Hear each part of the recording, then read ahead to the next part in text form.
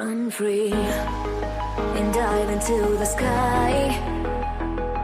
Hear the wind crying out its prayer. Why are we so ashamed to be alive? Break the chains and our freedom's ours to take.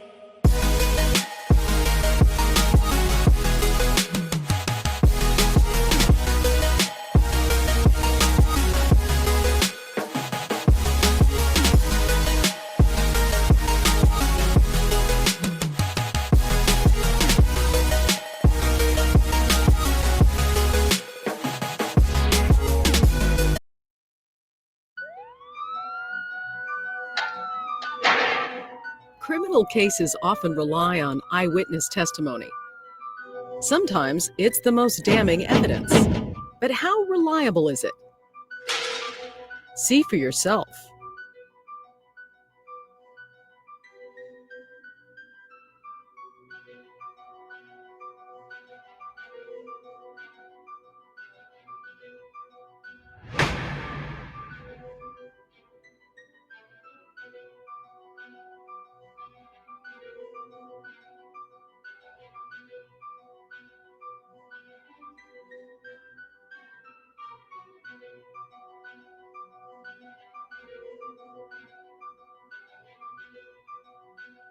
Time for your culprit. If you said any of these suspects, you were wrong. As is sometimes the case, no one in this lineup was the perp. For those that got it wrong, what happened? Did you just forget your glasses? Well, there are lots of psychological phenomena involved. Mistaken identification tends to result in the person actually believing and developing memory that's consistent with the person they identify. So we trick ourselves into believing something that's based off an already unreliable memory. This happens a lot. We actually have three kinds of evidence gathered over the years indicating that mistaken eyewitness identification is relatively common. One is lab studies where we create events and have people try to identify from lineups. Another is field studies where we examine how often witnesses pick fillers out of lineups in actual cases. And then the third is DNA exonerations, where we know that 3 out of every 4 of the DNA exonerations involved mistaken eyewitness identification. So if eyewitness testimony seems to be so unreliable, why use it? We need eyewitness identification evidence. Eyewitnesses often get it right, but we just want to make sure that we do things to increase that likelihood that they're getting it right, minimize the mistakes, and catch those mistakes when they do occur.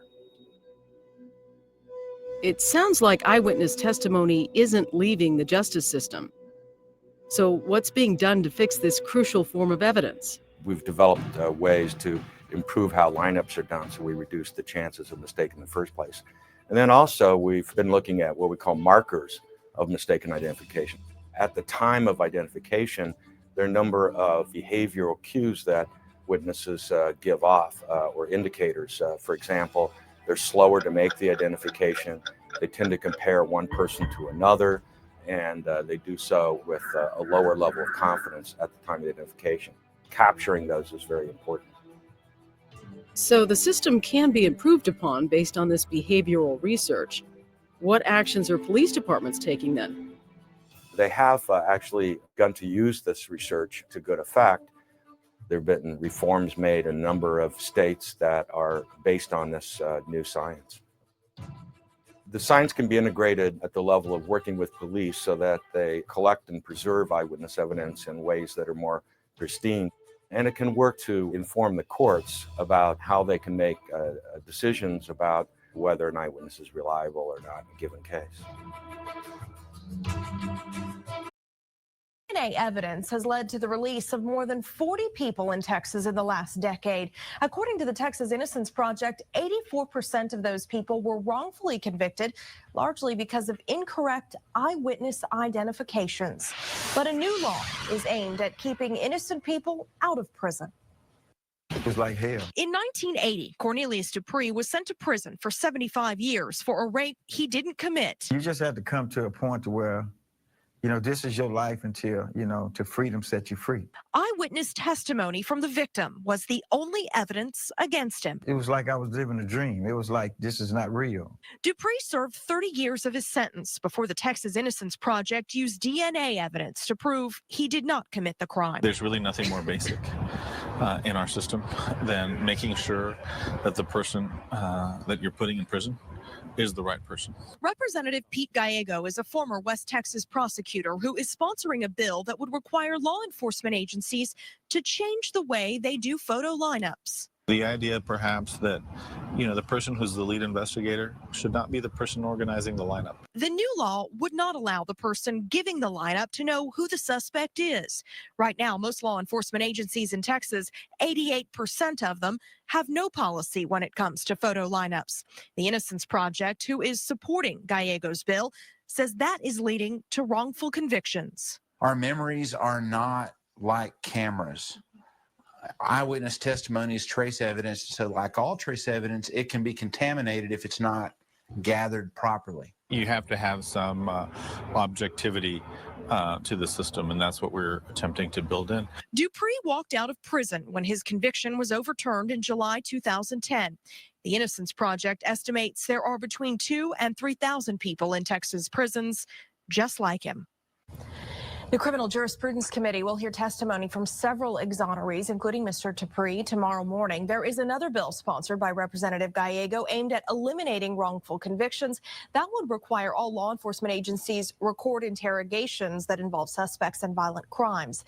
Similar bills died in the House during the last. Reporting you'll see only on this broadcast, exposing new information on issues that impact us all. So today we're hearing from a Louisiana man who spent 17 years behind bars simply because he looked like a serial robber.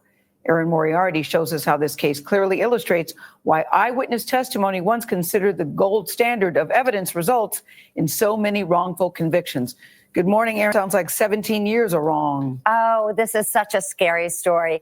Good morning. Of those who've been exonerated by DNA evidence, nearly 3/4 of them were convicted in the first place because of faulty eyewitness testimony. What happened to Royal Clark Jr., you will understand why. I could never imagine going home. I thought I was going to die up there. Royal Clark was 24 years old when he was charged and later convicted of an armed robbery at this Burger King in November 2001 in Terrytown, Louisiana. Did you rob that Burger King? Man, I ain't must know where that Burger King was. The assailant used a cup seen in this crime scene photo and left fingerprints, but the prints were determined to be unusable. 3 Burger King employees picked Clark from a photo lineup, but by trial, only one of them, a 19-year-old, was sure. What does that feel like when you know you weren't there and this witness is saying it looks like him? Like everything shut down at that moment. Everything got quiet. The witness, who was the same race as the robber and got a good look at him, convinced the jurors. Royal Clark was convicted and sentenced to 49.5 years. What was your reaction when you heard the sentence? Man, I wanted to pass out. At the same time, I wanted to lash out. Clark's appeals were denied, and his newborn son grew up without him. How old was your son when you went in? Man, my son was like a month.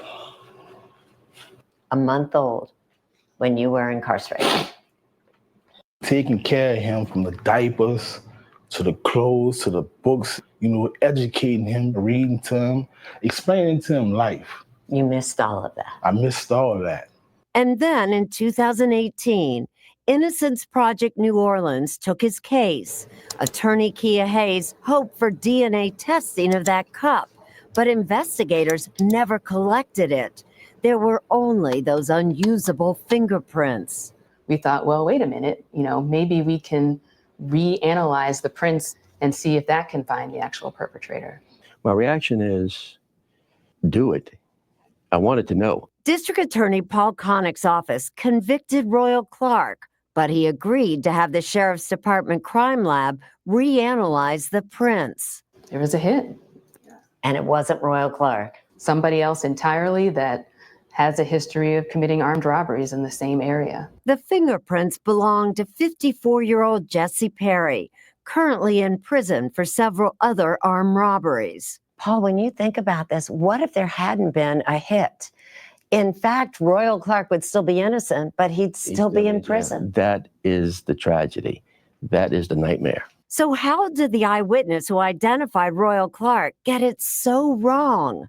Unfortunately, it happens all the time. Nancy Franklin, a psychology professor at Stony Brook University, specializes in memory. Memory, she says, can be altered by time. What's more, the two men in mugshots have similar features. That is a phenomenon called mugshot exposure effect. Is it possible that this witness was actually remembering the mugshot? Yes. Well, then it makes sense why she would be so confident about pointing to Royal Clark. Yes. Just how difficult is it to correctly identify a stranger's face? Take a look at this man. Now choose him in this lineup. It's challenging, huh? Is the same man one of these 10? I'm going to have to go with this one. Okay. So you're picking 3 and you're misidentifying an innocent person. The right answer is that he's not there. Do you think there are other Royal Clarks sitting in prison right now? I'm sure of it. I'm sure there are. On June 27th, one day after his 42nd birthday, Royal Clark walked out of prison with his now 17-year-old son by his side. Earlier this year, the Louisiana legislature passed a law to try to prevent these kinds of cases. So for the first time, memory experts will be allowed to testify at trial to try to educate jurors about the risk of eyewitness evidence. But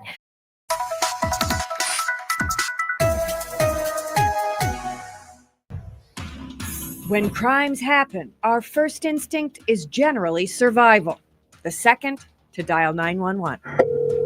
911 emergency. Somebody broke into your house? Sir, what kind of vehicle is she in? Those heat-of-the-moment descriptions trigger an instant investigative response as officers comb the area looking for the criminal. I'm terrified because it's like 6 squad cars. 2 weeks ago, Shanetta Anderson got caught in one of those dragnets. They had all of their weapons drawn. So now I'm shaking, I'm crying. Police told her they were looking for a robber. It was a bank robbery. It was a black male, and he had on a white baseball cap, like similar to mine. I had on a white cap. Keep your hands where I can see him. While such stops can be terrifying, police experts say they're critical to solving crime. Cops have a really hard job right now, especially when the information just comes out. Hey, bank was robbed, guy got away. And you start looking for him, and you have a piecemeal description. Rick Cole trains police recruits at MATC. A former cop, prosecutor, and defense attorney, he teaches what the law allows cops to do in the name of crime fighting. Give me your purse. Hey, give me your purse. Recruits go through training exercises like this one, which teaches the limits of eyewitness identification. Now, what you have to keep in mind is that all the 18 have been out, so they all saw the same thing. You know they all saw the same thing. There are some people that can identify later, and there's some people that can't. Beloit College professor Larry White is an expert in eyewitness identification. There are many people who have this view that human memory works like a video recording system. That's not how human memory works. White says decades of research shows humans are far less reliable than they think, particularly when describing stressful events like crimes. Whenever one's physiological arousal is sky high, we tend to perform less well on cognitive tasks of all sorts. Are police any better at this than the rest of us? They're no better or worse at identifying faces than civilians are. Yes, there are some issues where it relates to human identification, particularly in stressful situations. It doesn't mean we just give up. At MATC, they train police recruits. They can stop and question citizens, but only when they have what the law considers reasonable suspicion. Specific facts that link a person to the suspect description. Same type of car, same type of hat, same type of area. That adds up to reasonable suspicion. Cole says if it's the wrong guy, the officer is trained to explain the reason for the stop and send him on his way. He says the courts have long recognized that mistakes happen in police work, and public safety is worth some inconvenience to the innocent. I imagine if you were robbed and you were able to give a description, you'd want them to talk to people. And who knows, they may be wrong, but they might also find your stuff. And police undergo extensive training on how to get witnesses to identify suspects to make sure lineups are accurate, Joyce. Colleen, experts say that's a difficult task. Well, you know, there's so many things going on. Research shows the reliability of identification drops when a weapon is used because it diverts the victim's attention, and race is a factor. Turns out we're all better at identifying people of our own race. We're about 60% more likely to be wrong when we're identifying someone of a different race. Very interesting. It was early in the morning. I felt something in my room, something brushed my arm. And when I looked over to the side of the bed, I noticed it was a person's head. And that's when I said, "Who is that? Who's there?" And he immediately sprang up on the bed and straddled my body and put a knife to my throat and told me to shut up or he was going to kill me. Over the next 20 minutes during the assault, as he raped me, I made two decisions. One is if there was a way I could live, I would figure it out. And if I lived, I wanted to memorize everything about this person. So I began to pay really close attention to details about his face and his eyes and his voice and his hair and how much he weighed, the clothing he was wearing.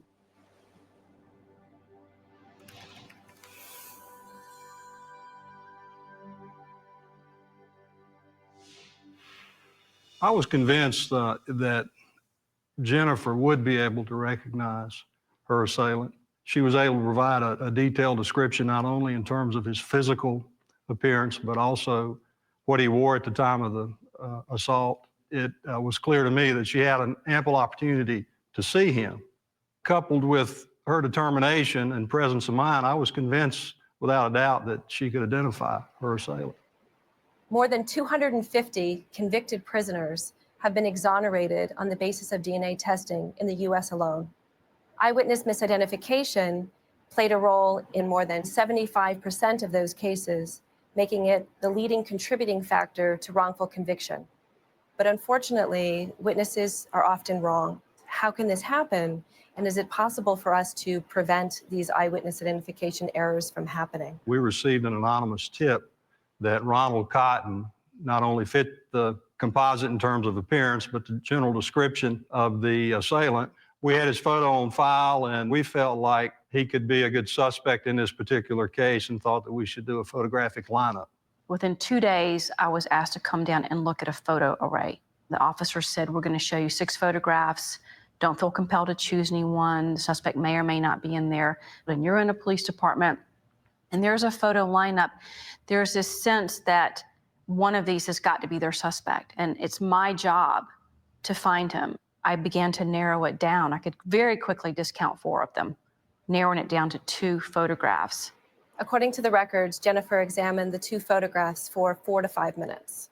Research shows that memory is highly malleable and that an eyewitness who is uncertain can become much more certain over time.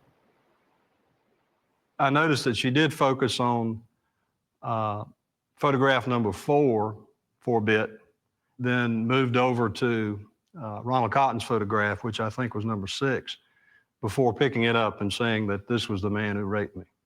And I wanted to be very confident and very sure, so I took my time. And that's when I held up the picture of Ronald Cotton and said, "This is the man who did this."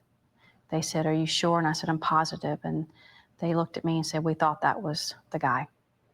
Since the officers present knew that Ronald Cotton was the suspect in this case, it's possible that they unconsciously provided information to Jennifer Thompson. And we do know that Jennifer Thompson's confidence was influenced by the positive feedback that she did receive after making her identification. In laboratory studies, researchers compare groups of participants who receive feedback to individuals who did not receive that kind of information in a control group. And what we know is that people who receive feedback, their confidence skyrockets, just like it did for Jennifer Thompson after her identification in this case. And there was this huge relief that washed over me because I had gotten it right. On August 8th, 11 days after the assault, Jennifer Thompson was brought in to view a physical lineup consisting of 7 men. Ronald Cotton was the only lineup participant whose picture had been present in the photo array that Jennifer Thompson saw. And repeating only one individual in multiple procedures increases witness confidence even when that witness is wrong. And as we walked out of the room, I remember looking at the officer saying, "How did I do? Did I do okay?" And one of the officers said, You did great. That was the guy you picked out in the photo lineup. By the time she testified in court and identified Ronald Cotton as her assailant, she was 100% certain. Ronald Cotton's conviction was based primarily on the eyewitness identification evidence of Jennifer Thompson. But we know that Ronald Cotton was completely innocent of this crime. He was exonerated based on DNA evidence in June 1995. At the same time, it was learned that another man who was in prison for very similar crime was actually the person who raped Jennifer Thompson. I can remember thinking to myself, if that's wrong, if Bobby Poole raped me and it wasn't Ronald Cotton, then maybe everything I thought was true is not true. Well, she just made an honest mistake. I was lucky that that was DNA evidence. After having the opportunity to serve on the Actual Innocence Commission, I learned so much about memory, how it works. I learned about better practices that law enforcement could utilize as it relates to eyewitness identification. And it was incumbent upon me as police chief to move forward and embrace those recommendations, because I certainly did not want to see this happen again to somebody else like Ronald Cotton. He lost 11 years of his life. I firmly believe because of a faulty eyewitness policy that we had in place in 1984, and something that actually continued to be common practice until 2008 in our state when eyewitness identification reform was made law. Several easy-to-implement changes to procedures have been shown to significantly decrease the number of misidentifications in the states that have adopted them. The most crucial change to procedures is the double-blind administration of lineups. Double-blind administration is when the officer who's conducting the identification procedure is not aware of which lineup member is the suspect in the case. What's also critical is that the witness in the case is told that the officer doesn't know the identity of the suspect. In addition to double-blind administration, other best practices include proper lineup composition, instructions to the witness, confidence statements, recording the procedure, and sequential presentation. Yeah, we're super close. We go across the country, do work on judicial reform or helping to pass bills or advocating for best practices or just talking to students at college and high school level. So we just stay really busy.